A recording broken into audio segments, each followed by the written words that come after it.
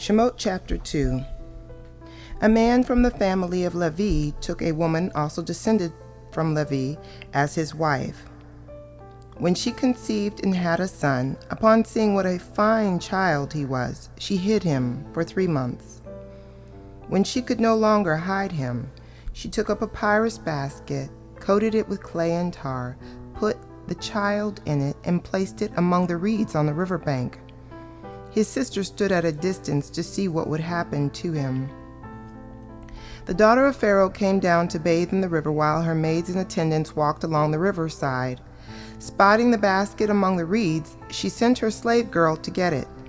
She opened it and looked inside, and there in front of her was a crying baby boy. Moved with pity, she said, "This must be one of the Hebrews' children." At this point, his sister said to Pharaoh's daughter, "Would you like me to go and find you one of the Hebrew women to nurse the baby for you?" Pharaoh's daughter answered, "Yes, go." So the girl went and called the baby's own mother. Pharaoh's daughter told her, "Take this child away and nurse it for me, and I will pay you for doing it."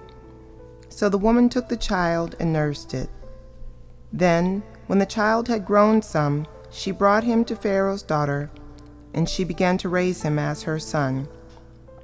She called him Moshe, pull out, explaining, "Because I pulled him out of the water." One day, when Moshe was a grown man, he went out to visit his kinsmen, and he watched them struggling at forced labor. He saw an Egyptian strike a Hebrew, one of his kinsmen. He looked this way and that, and when he saw that no one was around, he killed the Egyptian and hid his body in the sand. The next day he went out and saw 2 Hebrew men fighting with each other. To the one in the wrong, he said, "Why are you hitting your companion?" He retorted, "Who appointed you ruler or judge over us? Do you intend to kill me the way you killed the Egyptian?" Moshe became frightened. Clearly, he thought, the matter has become known. When Pharaoh heard of it, he tried to have Moshe put to death, but Moshe fled from Pharaoh to live in the land of Midian. One day, as he was sitting by a well, the 7 daughters of the priest of Midian came to draw water. They had filled the troughs to water their father's sheep when the shepherds came and tried to drive them away. But Moshe got up and defended them. Then he watered their sheep. When they came to Reuel, their father, he said, "How come you're back so soon today?" They answered, "An Egyptian rescued us from the shepherds. More than that, he drew water for us and watered the sheep." He asked his daughters, "Where is he? Why did you leave the man there? Invite him to have something to eat." Moshe was glad to stay on with the man, and he gave Moshe his daughter Zipporah in marriage.